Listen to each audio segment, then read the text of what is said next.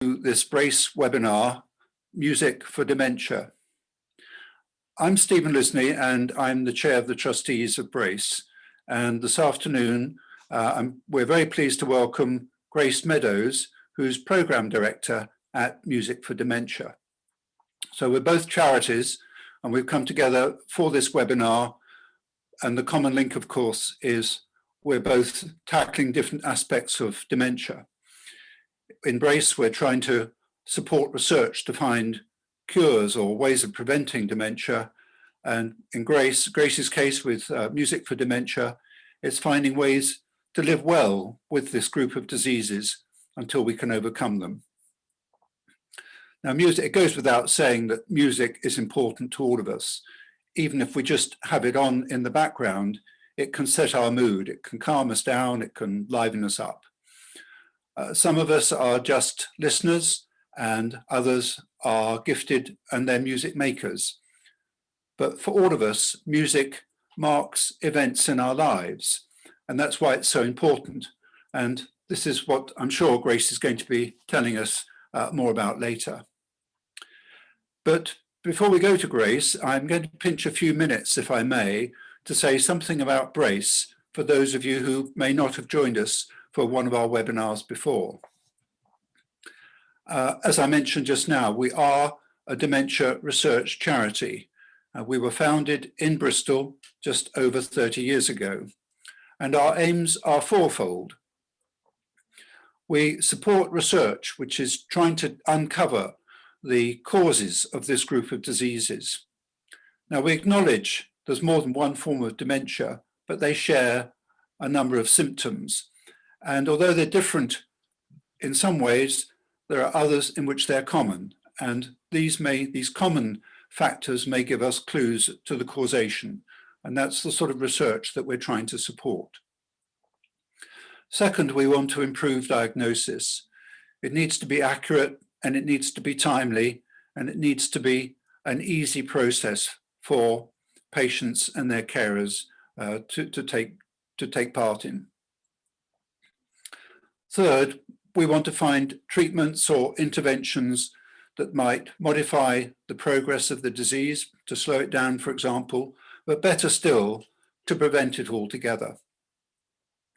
And then our fourth aim is to share information with webinars such as this, where we can bring experts to talk to all of us. And sometimes we try and support meetings that will encourage researchers to talk to each other. Now at Brace, we don't own a set of research facilities. We don't have our own labs. We don't have clinics. Instead, we fund projects in universities in the Southwest, in Bristol, Bath, the University of the West of England, at Exeter, and in Plymouth. And we also fund research in South Wales at the universities of Cardiff and Swansea. Now, to do this work, we rely on a variety of income streams, including donations. And if today you felt able to make a donation, you could do this through the Brace website, and it would be enormously appreciated because, of course, the research has to continue. Now, before I switch to Grace, there's just a few housekeeping things. Many of you will be used to these if you've taken part in Zoom events before, but we're keeping everybody muted. This is so that you don't suddenly find yourself sent a screen instead of Grace because there's been a noise in your house, the doorbell's rung or something like that. So I'm afraid we are going to keep you muted. But with the video, we leave it entirely up to you whether you want to switch your video on or your video off. That's your choice. You'll notice that the recording symbol will be visible on your screen. That's so we can record Grace's talk.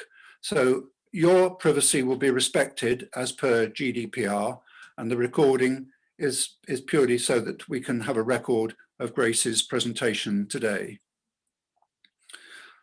Now, you may have some questions or even some comments that you would like to contribute, and if you could do that through the chat facility, which you find accessible through the bar that should be at the bottom of your screen. If you move your mouse or use your touchpad, that will come up if you can't see it at the moment. And then we'll take the questions and the comments at the end of Grace's presentation. So I think without any more from me, it's my pleasure to hand over to Grace Meadows from Music for Dementia, and I'm sure we're going to learn much from her. So over to you, Grace.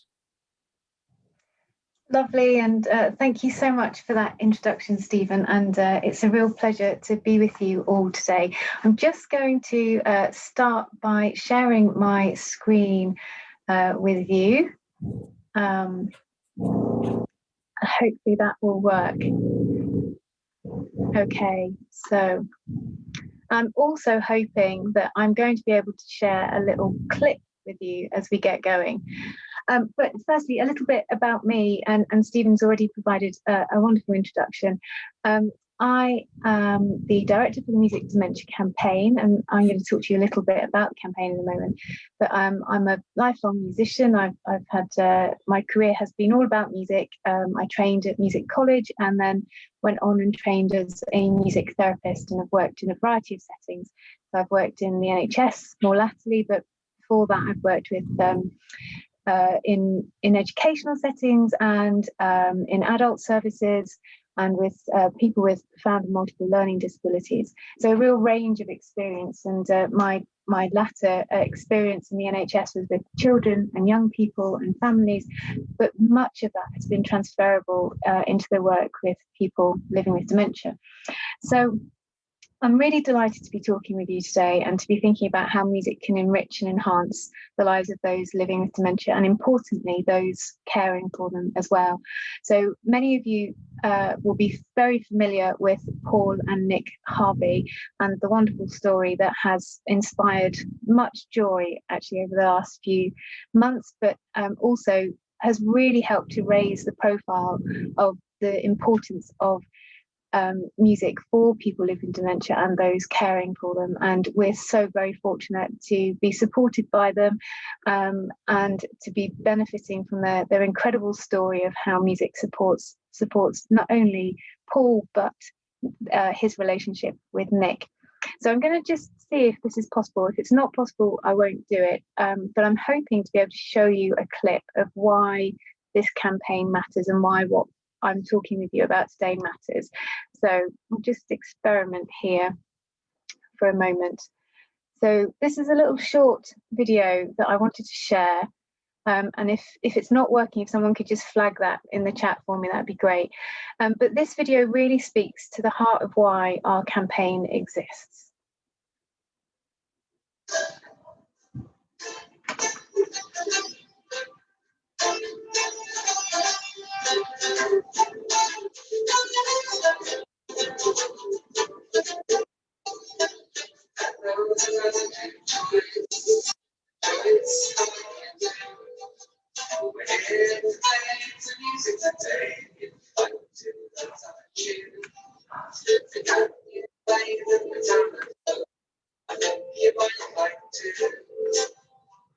Oh, it's not working. Okay.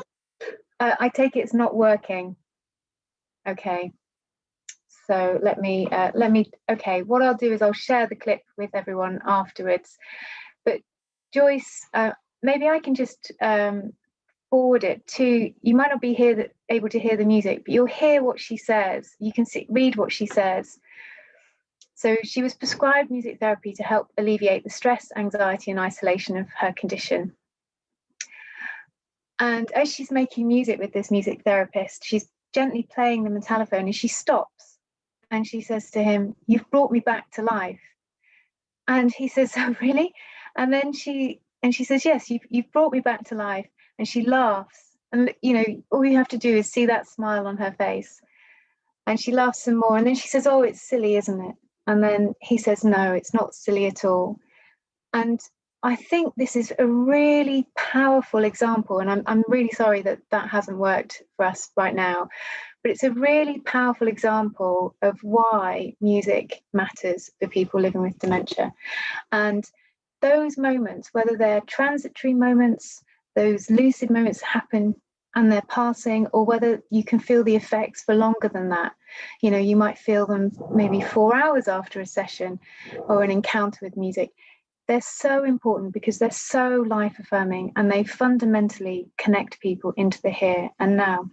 So apologies again, that didn't quite work, but I'll share the link afterwards. So what I'd like to talk to you about today is a little about the Music for Dementia campaign, what we're trying to achieve and why, and touch very lightly on the science. I'm aware there's probably some neuroscientists on the line, possibly, who will be in a much better place to articulate this, but in a light touch way, I'll delve into some of the thinking behind why music works so powerfully.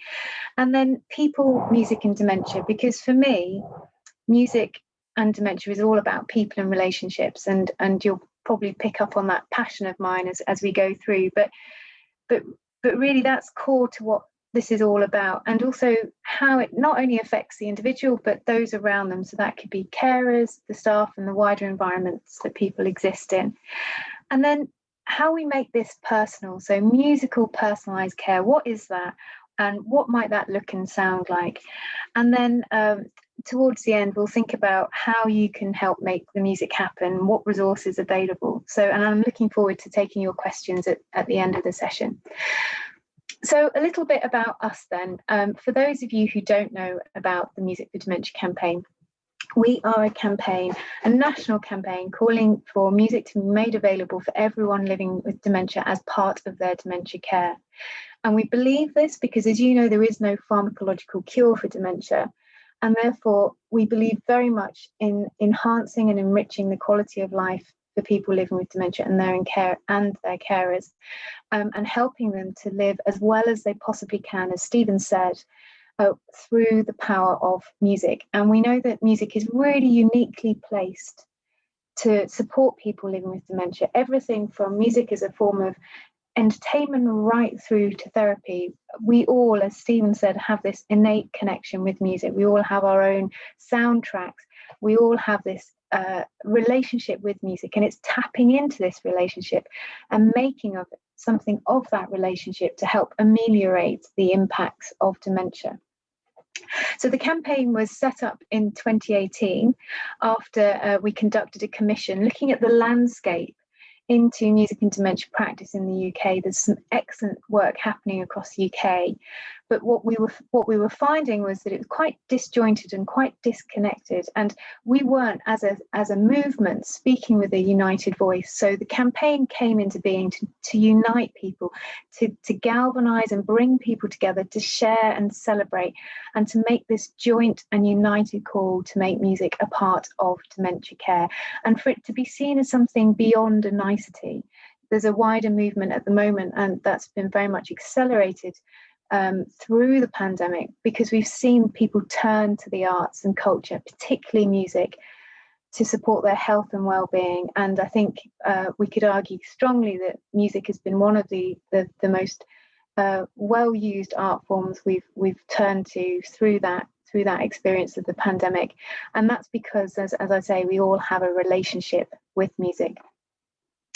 So our mission then is to ensure that everyone living with dementia can access the right music, and this is actually quite crucial, access the right music at the right time and in the right ways for them. And we'll talk more about that in a moment, but we're not saying that there's one type of music making or one style of music or one way of experiencing music that is a silver bullet. The really at the heart of our message is the importance of personalisation, because we each have our own unique relationship with it.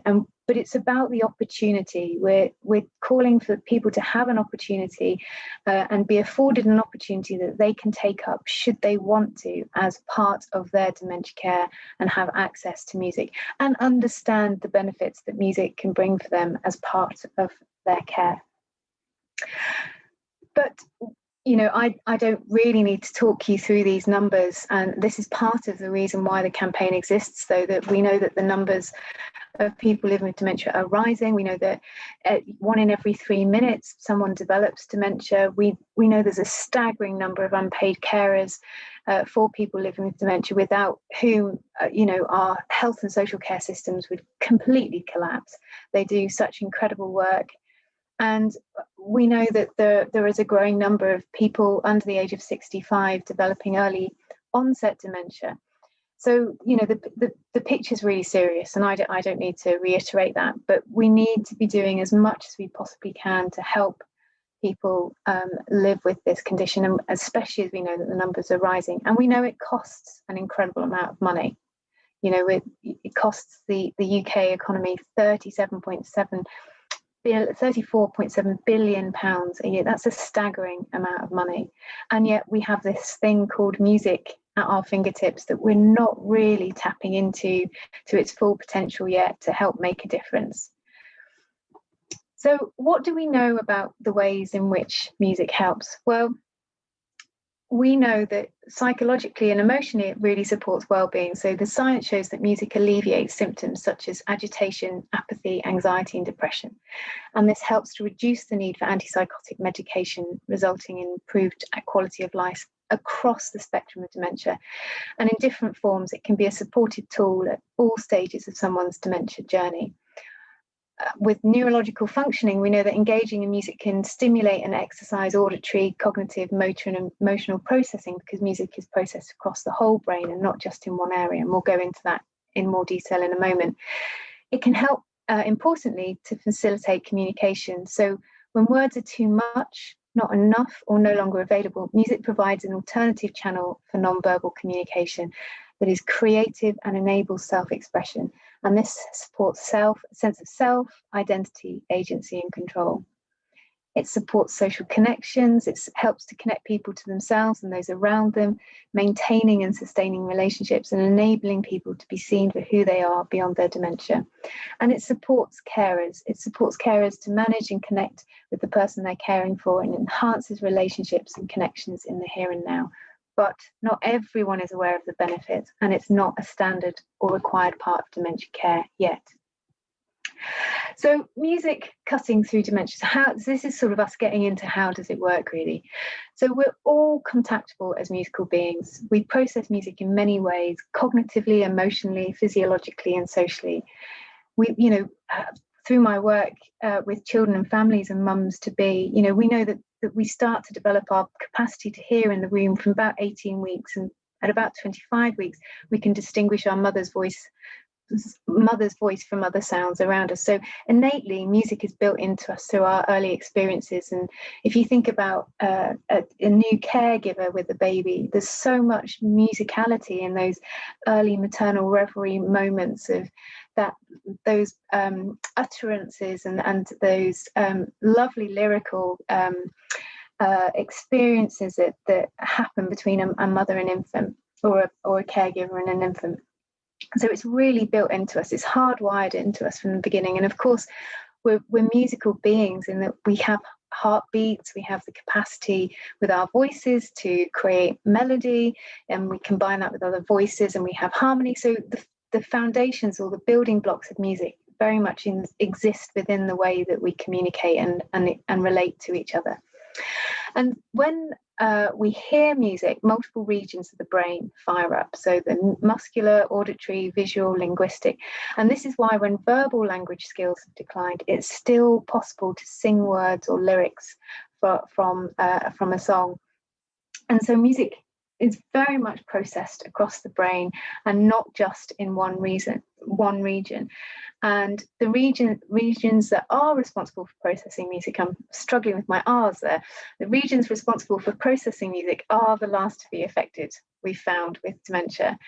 And music's got this mercurial nature, so it can sort of find its way to access parts of the brain that remain unaffected by the consequences of dementia. And it finds parts of the damaged brains and reaches parts of the damaged brains in ways other forms of communication cannot. And when it's delivered effectively, it provides another avenue for communication. So music and memory, which is often something that's thought very much about when we think about music and dementia, there are many types of memory. So, and just two examples. So, procedural memory. This is where we can't remember what happened yesterday, but we have the motor skills and the memories allowing actions to happen, such as playing instruments. So, you know, you might not be able to remember what was had for dinner yesterday, but you might be able to sit down and play the piano.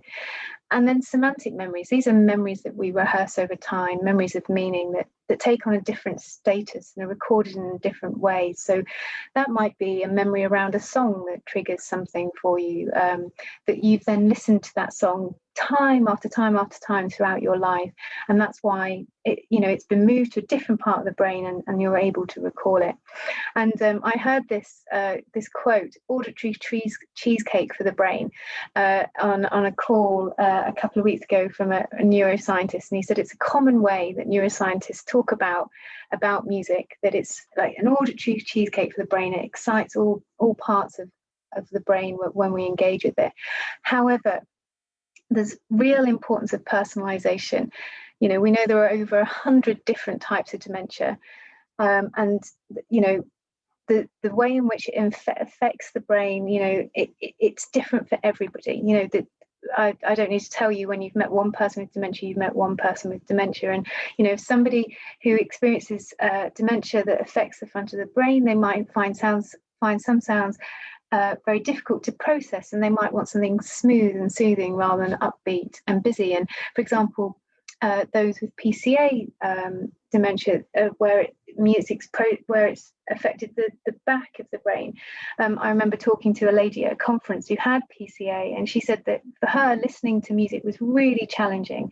As much as she'd love to do it, she really couldn't. And I said, well, what about if we try and dose your music? So if you find music that you do love, if you could listen to a minute a day, start small and then build it up. And I saw her at a conference 6 months later, and she said to me, I've done it. I've done exactly that. I've worked really hard and I've built up my music, and I can now manage about 10 to 15 minutes in one slot. And she said, I'm rediscovering the joy of music. So for her, it was about that understanding and awareness of her dementia and how she could use music to support her. And of course, the condition, dementia changes over time. It's not a linear thing. And that's why, you know, there's this need to have a constant relationship with music and people around it, and the choice of music, and that may develop over time as the condition changes, and recognizing the different moments and how music might serve those different moments over time. And that music is more than a memory. It's working with the memories that music might trigger to help people connect in the here and now. So people, dementia and music, this is where it gets really exciting for me, because that's where the three things that matter come together. We know that music can really help reduce the psychological symptoms of dementia, so agitation, apathy, anxiety, and depression. And in the case of music therapy, it can reduce the need for medication in 67% of people living with dementia, which is a significant finding and a real step forward in articulating the evidence base for musical interventions for people living with dementia. We know it can stimulate and calm, and it can do lots of things. It can invigorate, it can soothe, it can provide moments of reflection. It's really about what music can do for somebody in terms of meeting the person where they're at. You know, it's not about jollying people along all the time and getting people up on their feet. It's really about meeting that person where they're at with what matters to them. And that ability to appreciate, respond to, and participate in music remains intact for people living with dementia when other skills and abilities may have declined. And we've talked about how it can facilitate cognitive functioning and coordinating motor movements.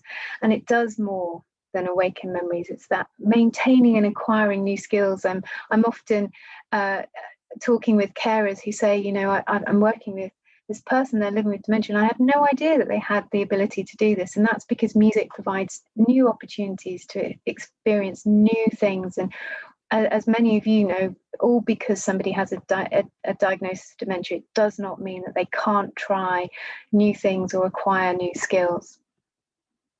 So thinking about how we live well with music, we know that it has this ability to support our overall health and well-being, and it can lower stress, and can support our cognitive health and our communication skills.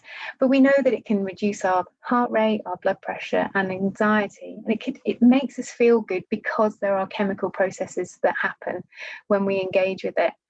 And so these are just some of the top level bits of evidence and research that are available to us to really help us make the case about why music is so important. And crucially, we're finding more and more that music therapy is one of the most cost-effective ways to help alleviate agitation and anxiety in care homes. And it's 35 times less expensive when compared with many other therapies and interventions. So there's a real financial case to be made here, as well as the many other cases that we have. But why music and personalised dementia care? Well, we know that music helps us to connect, and it provides that channel for communication, and that music is really all about people and relationships. And when we're getting into personalised dementia care, we're talking about people and relationships and what matters to them. But also with music, we know that we can see someone for who they are beyond their dementia. You know, Paul Harvey is a great example. We don't look at Paul Harvey necessarily as somebody who's got dementia. We see a talented musician who's a composer, who's able to improvise, who's able to bring a creative skill and share that with the world, literally. And we're seeing him for who we are. And people have experiences with music every day that enable them to be seen for who they are beyond their dementia. And in doing so, it enables people to be contributors and not just recipients of care. And this is really important because so many people have experiences of care where care is done to them and they don't feel that they can give something back. And actually, by taking part in a musical experience, be that a choir or an interactive music making group or a music therapy session, it enables this reciprocity to occur for people to contribute and be part of something else outside of their own experiences. And all of these experiences amount to improving and enhancing and enriching quality of life and also quality of care. So in the round, music really helps to meet the principles of person-centered care. So how does it help to deliver personalised centered care for people living with dementia? Well, it really values and respects people and with dementia and those who care for them by treating them with dignity, by putting their choices and their needs first. And really it helps to see people as individuals. You know, we're absolutely not saying that there's one form of music, and equally we're not saying there's one type of person living with dementia who wants to experience one type of music. Each person is a unique individual with unique needs, and having a personalized musical program to support them helps to really reinforce that. And by meeting somebody in music and coming alongside them within music, a musical experience, you see the world from their perspective, you hear the world from their perspective, and you start to understand the world from their perspective. So you really start to put them first and understand them in a much more person-centered way. And you can help to create really positive social environments in which people living with dementia can experience well-being through care that promotes the building of relationships. You know, music is a relational experience, and it's a very natural way to bring people together. And again, it provides opportunities to ensure that the individual has the chance or the opportunity to try new things and fundamentally take part in activities that they enjoy. And for staff and carers, when it comes to music, we found that there's some fantastic research done by a very senior music therapist called Ming-Hung Hsu, who looked into this area. And he found in his research, when he had carers in music therapy sessions with people living with dementia, that they connected with those that they're caring for in different ways. They saw the person that they were caring for who they were beyond the dementia. And they found that as a result of being in those experiences, they had a transformational experience with that person. And they found that outside of the therapy room, it improved the quality of care that they were offering because they could work in different ways. They found they could draw upon creative ways of thinking. They had different tools at their disposal to relate to that person and to experience being with them. And they found that themselves taking more time. They slowed down their interactions with that person to really listen actively to what that person wanted or what they might be trying to tell that person. And they were open to different ways of communicating with people because they felt they had opportunities and options available to them. And importantly, it helps staff development. Staff also learn and acquire new skills. They problem solve differently. They understand different perspectives. They're perceived differently. So we often find that it breaks down some of those usual hierarchies you find in care settings. And of course, many of us will know this. You know, music has the ability to transform the feeling of a place or a setting or an environment. You know, music can very easily change the mood, the feeling, the atmosphere very quickly. And it's how you do that that's important, and what you're trying to achieve with the music. And it can really help to set the scene for moments of togetherness to emerge.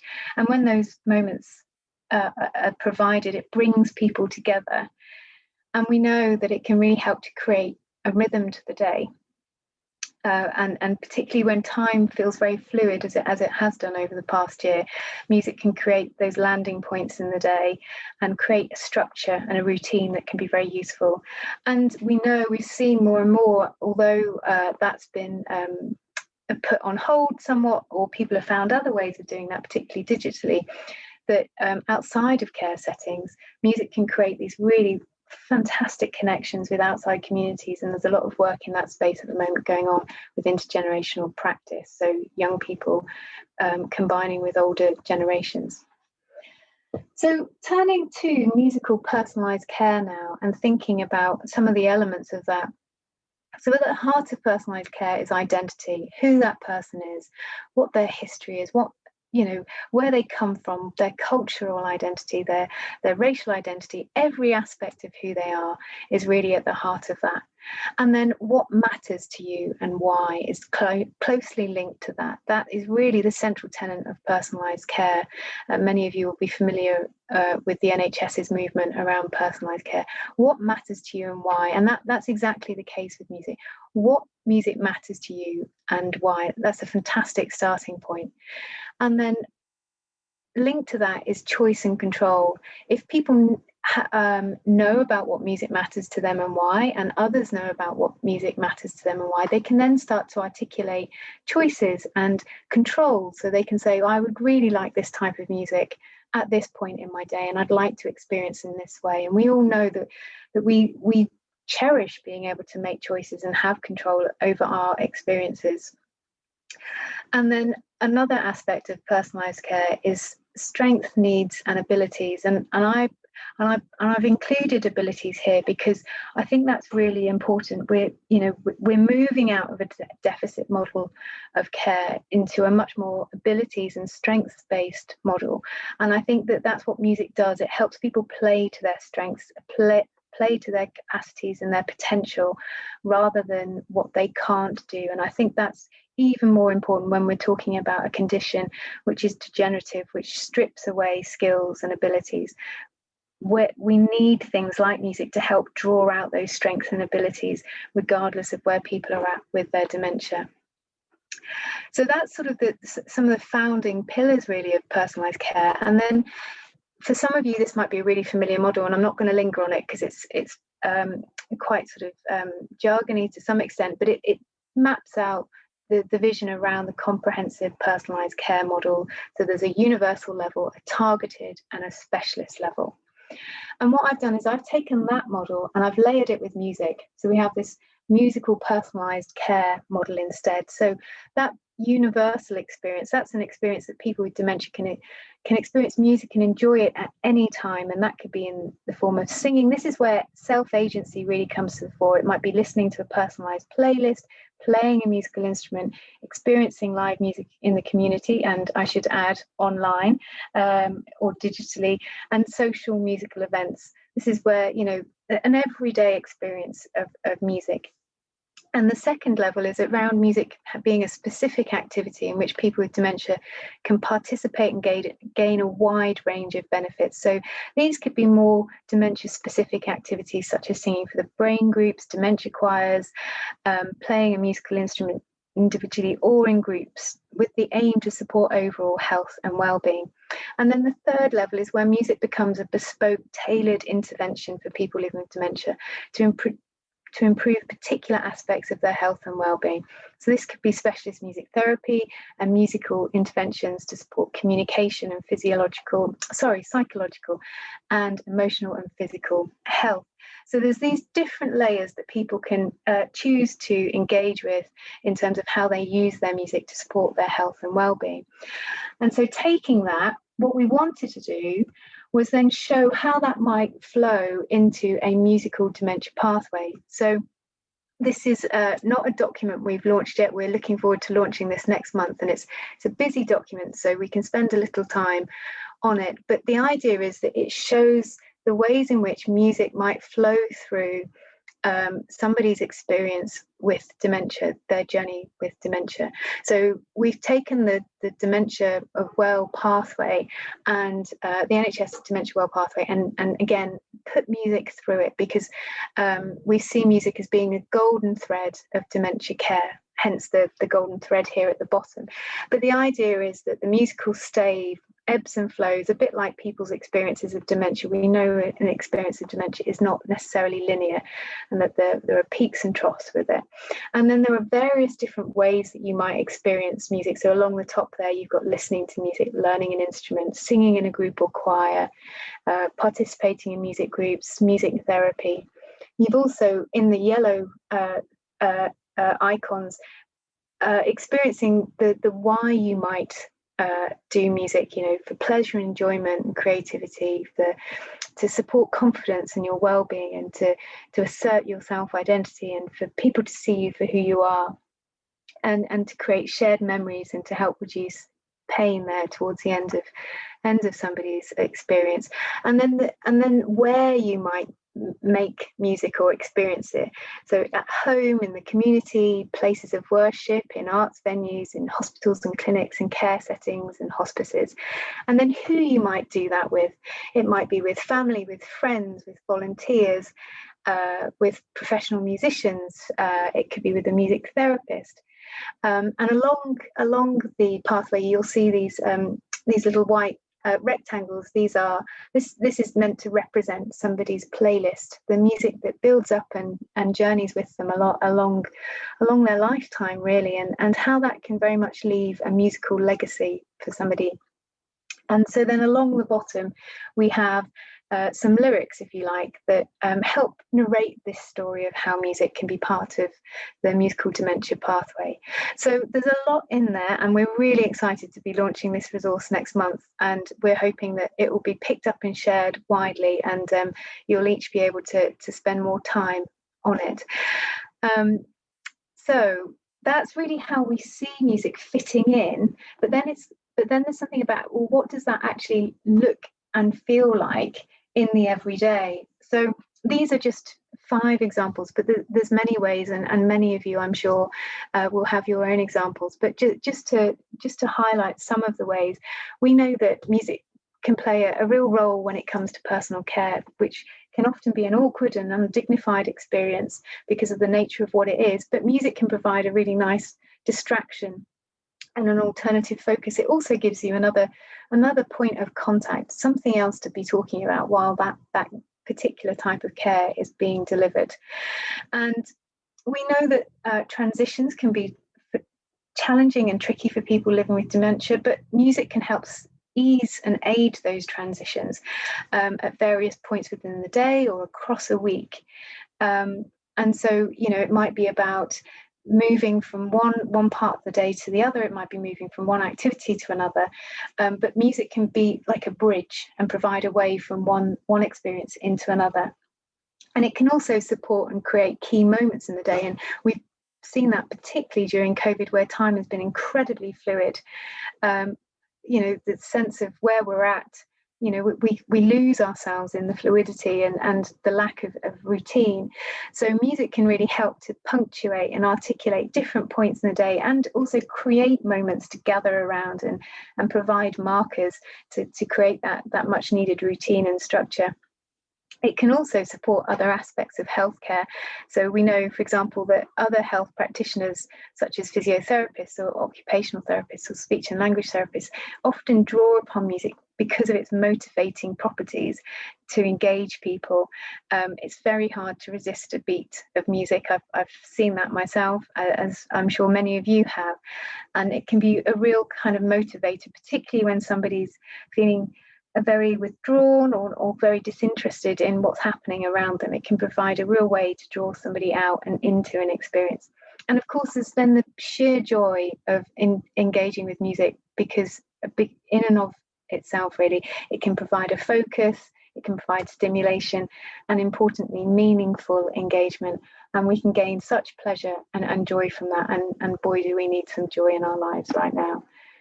So how do you make music a part of your care? Well, many of you will be more than familiar with this, but a starting point is having a musical conversation. And there's lots of different levels you can do that on. It can be a verbal conversation, it can be a conversation aided with actually playing clips of music, it can be singing, it can be humming, you know, where somebody isn't able to verbally articulate what music matters to them. It might be a nod. It's looking out for those non-verbal gestures that help you gauge whether you're on the right path or not, with understanding that person's musical preferences.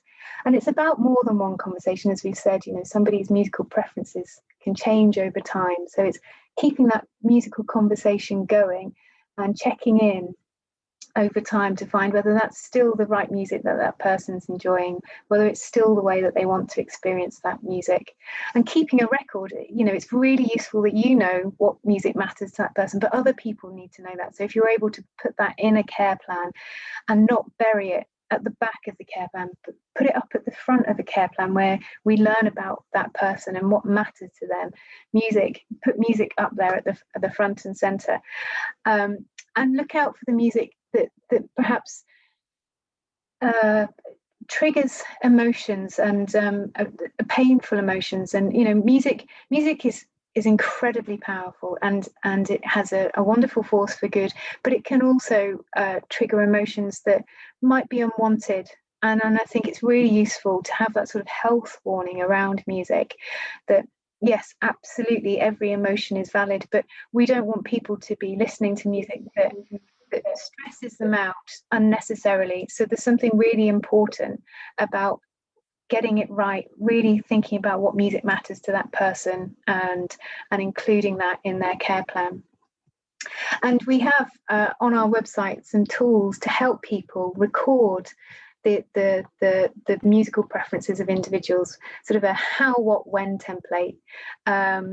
So, you know, there's a series of questions there that you can use when you're having those musical conversations. And then as part of that conversation, talk about the musical menu of choice. What we talk about with the campaign is a really broad tent of music. It's not one particular style. It's not one particular way of experiencing it. It's a range, everything from listening to music right through to music therapy.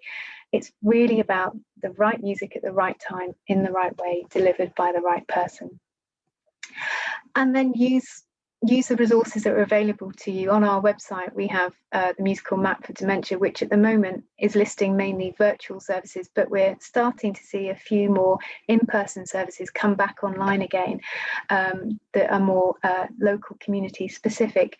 But it's a really valuable resource to find out what's available out there. There's so much. So this is a useful way of navigating all the many wonderful offers that are available.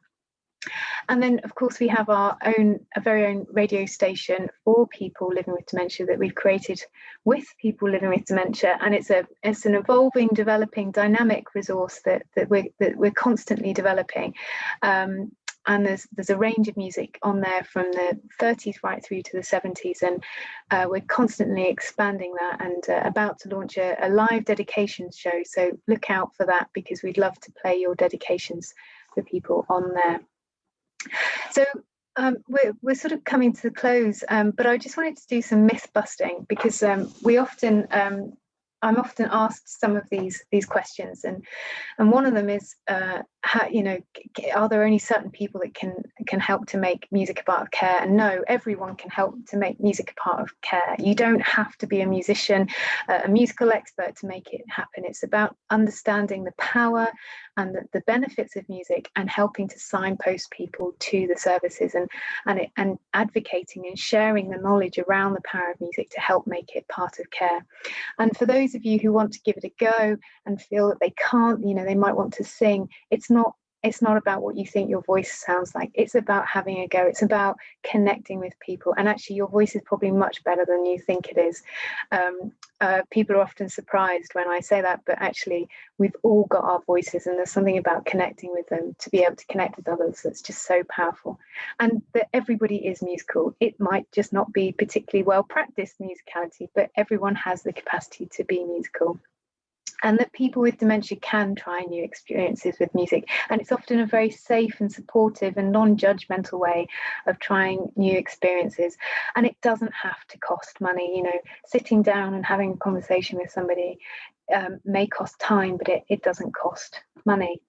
So fundamentally, music is really about being with and not doing to. It comes back to that idea of it being about a relationship, and it's not about switching the radio on and walking away. It's about switching the radio on, sitting down with that person, holding their hand, maybe sharing a smile, talking about why that music matters, and that is really brilliant dementia care right there. So this is really just a summary of very much of what we talked about. What does music do for people? Well, it helps people to be seen for who they are beyond their condition, valuing, respecting and treating people with dignity as individuals with unique needs. And music helps to engage people positively across the spectrum of severity, alleviating symptoms and providing a channel for communication and actively connecting with people, and providing new opportunities to ensure people have the chance to try new things and take part in activities they enjoy. So there's lots that you can be doing, but I'd start with you, what music matters to you and why, and then start to have conversations with people and look out then for opportunities where music could be incorporated into your day or other people's days, and use music to support you. We've got a long road to go with COVID recovery, and everybody needs as much support as they can, and we can all draw upon music to support ourselves and others. And if you'd like to get more involved with the campaign, visit our website, help spread awareness, and follow us on social media. And then, if you've got more time tomorrow, go and explore the resources, start to have more of those musical conversations about making music part of care plans. Tell your colleagues and encourage and inspire them to be part of this movement in making music part of care, and signpost them to the website. And then, next week or the week after, talk to us more about how you can make music a part of your care if you're a care provider, or if you're somebody caring for somebody living with dementia. Start to influence others, talk to them about the power of music and how they can make music a part of care plan, and talk to us about training. We're able to signpost you to those who can train in musical care skills, and share that knowledge and skills that you're acquiring, and celebrate. Music is something that we can really enjoy and use to inspire others, and then join us. Sign up to the campaign, put your name to it, and become a Music for Dementia champion, and use our resources. So I hope that's been a useful presentation and a bit of a whistle-stop tour around the value and power of music for people living with dementia. And I'm very much looking forward to taking your questions. Well, thank you very much, Grace, indeed. Just while you're catching your breath, Grace, and while people are thinking whether they have a comment or a question that they want to contribute, Norman McNamara commented through the chat line during your talk that the Purple Angels charity, which Norman is a very big part of, does make available MP3 devices to people with personalised playlists. And he's encouraging people to contact Purple Angels if they feel that would help. So we will make sure, Norman, that in our post-event circulation that will let everybody have the details of who to contact at Purple Angels. And also in the comments were a lot of support for your musical dementia pathway slide that you had in your PowerPoint. So I'm sure that people will be pleased to be able to follow up that. But while people are just thinking, I've of course been thinking of what you were talking about, and I have two stories really about your right music for the right person at the right time. I'll start with one of them because it was particularly special for me. And we'd gone to Swansea to support a University of Swansea research event about dementia.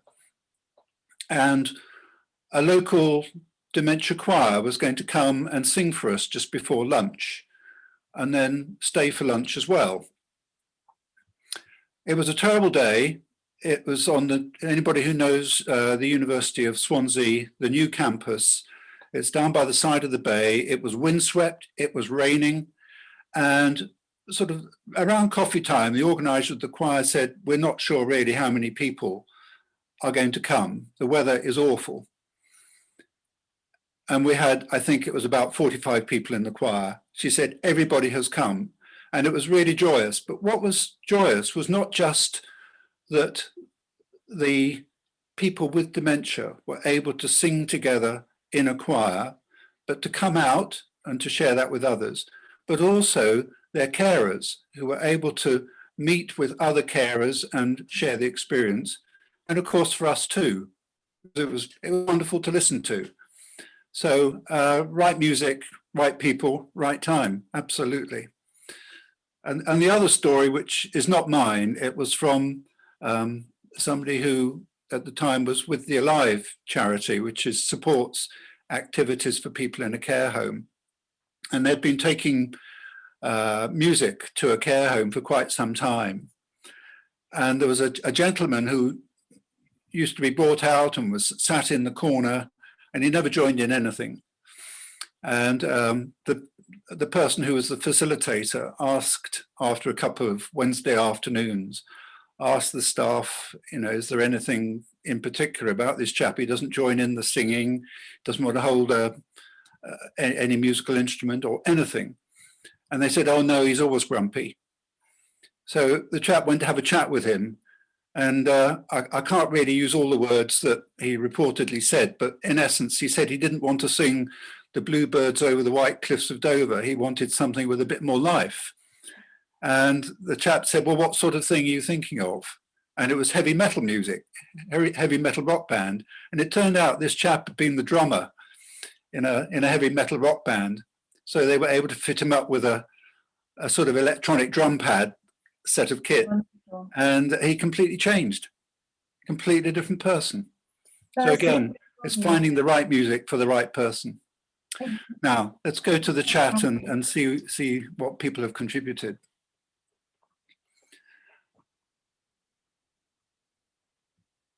Well, Claire has commented, I've covered Norman's comments, which came earlier. But Claire comments that really whether one's voice is tuneful or not doesn't really matter, because just singing together with people can bring a smile to their face. So Natalie asks, how do you know if the music you play is appropriate when working with a resident or a client? That's a brilliant question, and it's often one that really floors people. But I think it's about doing some detective work. So if you're working with somebody that you know very little about, it might be talking with other carers that may have more knowledge, trying to find out from family and friends.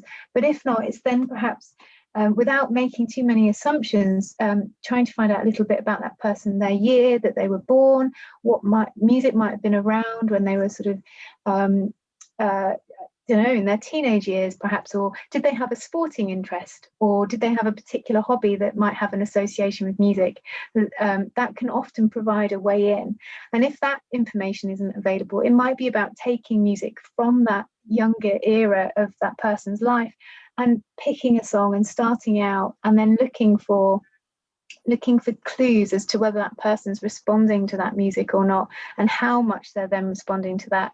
And if you're not getting much of a reaction, it might be about trying something different. It might be a different style of music. It might be a completely different decade of music, perhaps.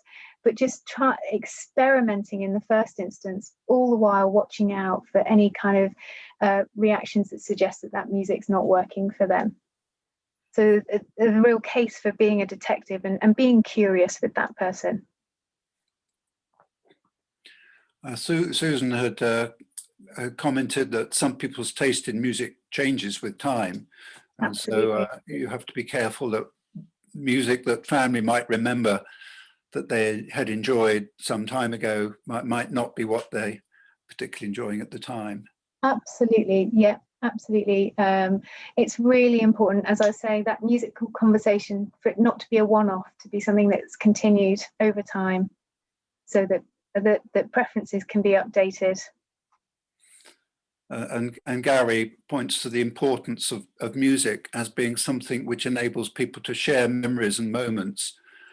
I was thinking of that too during your talk, and you know, we have several sets of senses which give us sensory experiences like taste and sight, touch, and so forth. But somehow music seems to be the strongest at evoking nostalgia, if you like, recollection, and things that you can share. The only thing I can think of with, for example, smell is the smell of a new car.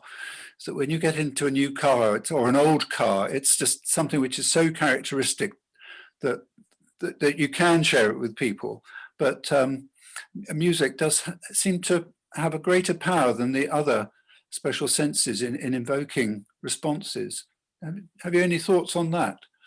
Yeah, absolutely. I think it comes from the fact that it's one of our first senses to develop, as I said, when we're forming in the womb, and it's also one of the last to leave us. And I think because we experience so much of the world through sound, that it really is the soundtrack to our lives. And so and I think it comes back to that idea that we process music and sound across the whole brain. So, and it sits within us so deeply, and we process it in so many different ways, that's why I think it really stays with us and has that ability to resonate on those incredibly deep, often very emotionally charged levels. I'm sure you have a fantastic soundtrack that really mark very important and poignant moments in your life, as does everyone else probably on this call, and it's the emotional connection that music affords that I think really helps embed music so deeply within us. Ingsus comments that they found M4 Radio. She's a learning disability nurse, so it has a wider catchment, if you like, than wonderful, yeah, perhaps you'd thought. And I think, actually, Stephen, that's really important, because what's good for people living with dementia is good for all of us, is what we're fundamentally saying here, is that music's good for all of us. And, it's finding the ways in which it works for you, that idea of the right music at the right time in the right way by the right person, that applies to all of us really, because we all have the capacity to benefit from music. So it's wonderful to hear that it's being used in a learning disabilities context as well. That's very much where my heart lies in terms of practice with music. I think that's reinforced by Stella's question. She's or comment. She's a year one learning disability nurse student, and she wondered if you had any particular advice or if there's advice on your website that may help people with Down syndrome who have as we know, we were talking about the other week on a Brace webinar, have a higher prevalence of early onset dementia. Absolutely, yes. Well, I'd be really happy to follow up with Stella separately. But again, I think a lot of the principles here that we've talked about today of practice around music absolutely apply. But if Stella would like to follow up separately, I'm very happy to answer her questions.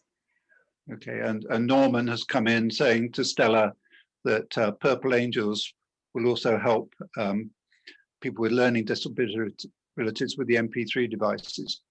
Yeah, Norman does wonderful work. Gary Christopher says, do you have any thoughts on the link between music and movement? For some cultures, music is an intrinsic part of dance. Rather than just listening to it, you then become involved in a more physical way with it. Do you have any observations that you want to add on that side of things? Well, I mean, that's a whole fantastic area to get into. I think one of the fundamental building blocks of music is rhythm. And of course, rhythm is so closely linked to movement. And, you know, we all have the capacity to move in some form or another. And it can be a very motivating, driving force to support movement, and it can help shape movements. I don't know if people on the webinar today will be familiar with a practice called Dalcroze, but that's all about how movement can be shaped by music. And again, I think there is a very important link. And again, it's not something experienced in isolation, particularly with that idea of how it's linked into culture and used and tied to rituals. It's a really central part of what music is about, and it also builds up. You know, rhythm is very much associated with patterns, and we know that we learn through patterns and rehearsing through patterns and practicing those patterns. And where movement comes into play, you know, especially when there might have been an injury, a brain injury, for example, which has inhibited movement, we know that music can be used as a way of entrainment of the brain to help bring those movements back a little bit. We often see that in Parkinson's and so on. So, you know, there is a very close link with the ability of the brain to follow a rhythmic pattern to help with movement. So it's a fantastic area, and we could spend a long time talking about it. But yes, and I can certainly send links to more information on that if that's helpful for people. But it's absolutely tied into culture and how we use music and how we feel it and experience it in our bodies and in relation to others. Okay, now there's lots of messages going through, so I've got to make sure I keep track. Natalie asks where it might be possible to access the recording from today's event.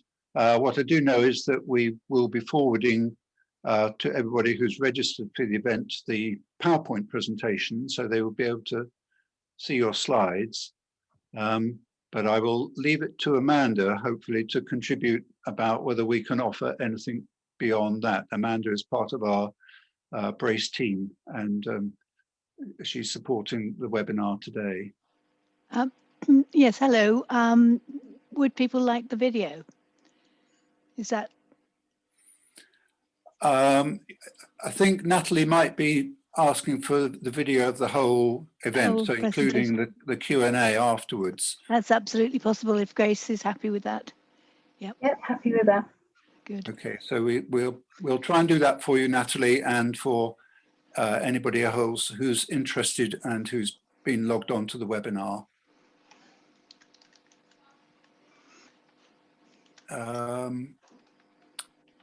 There's a question that I missed, and I'm not sure how far back it will be back up, but I've been alerted to it. And it's how music for the mind can continue in lockdown. Now, whether this is related to the fact that we can't go out and share music with other people, we just have to do music on our own, which I know is a frustration. I'm part of a group of 6 of us who used to get together to do music, and of course we can't at the moment. But do you have any tricks or any suggestions as to how, with this gap in being able to interact with other people, how music can help to bridge that gap? Absolutely. So for those who are able to get online, there's lots of things happening on the internet, and they can be found on the musical map. And there's lots of choirs, there's live performances, there's even interactive music sessions, there's music therapy that's available online. So practitioners have been incredibly innovative and creative over this past year in how they've tried to keep the music going. And I know that it's not the same, it's absolutely not the same doing this online to doing it in person, but it does, as you say, help to bridge that gap until we are able to experience the joy of live music making and performance in person. Okay, I think that links with Abby's question, who's a student wondering whether the experience of listening to music through the radio or some device is different from live music. I mean, most of us would appreciate live music more than recorded music, but yeah, and I think it's really about the quality of the contact that you have. So I think I spoke earlier about you can listen to the radio, but it's what happens in the listening of the radio. Are you listening on your own? But in which case you're going to have a particular type of experience. But if you're listening with somebody and you're sharing a moment of connection, then that could be a really powerful experience for you, and it could spark all kinds of things to happen. But there's something to your point, though, about the experience of being in person with another and having that relational here and now present experience through a live music making or a live performance experience. So it's about the quality of the contact. It's about the quality of the relational experience. And that's going to be different. You know, sometimes we need those more solitary type of experiences because we need that more reflective, private experience with music. But you know, when there's a need for that group experience, that community bringing together of music, we know that that's incredibly powerful when it's in person, because after all, we're social creatures and we benefit from being with each other. I'm going to draw the webinar to a close now. A number of people have had to leave, probably because they've got other commitments, but they have said, thank you very much, Grace, for coming to speak to us today. And lots of people saying that they look forward to being able to review your presentation and the discussion again later. So thank you, Grace, much indeed for joining us this afternoon and for talking about music for dementia. I must also thank Mark and Amanda from the Brace team, who have been behind the scenes, literally behind our screens, running the webinar, and also Amanda for setting everything up. Of course, an enormous thank you to all of you for joining us and for your questions and comments. There have been lots of comments going through on the chat line during the afternoon. And thank you again if you have been able to make a donation. Please do keep safe and enjoy the rest of the day. Thank you for joining us. Bye-bye. Thanks, everyone. Bye.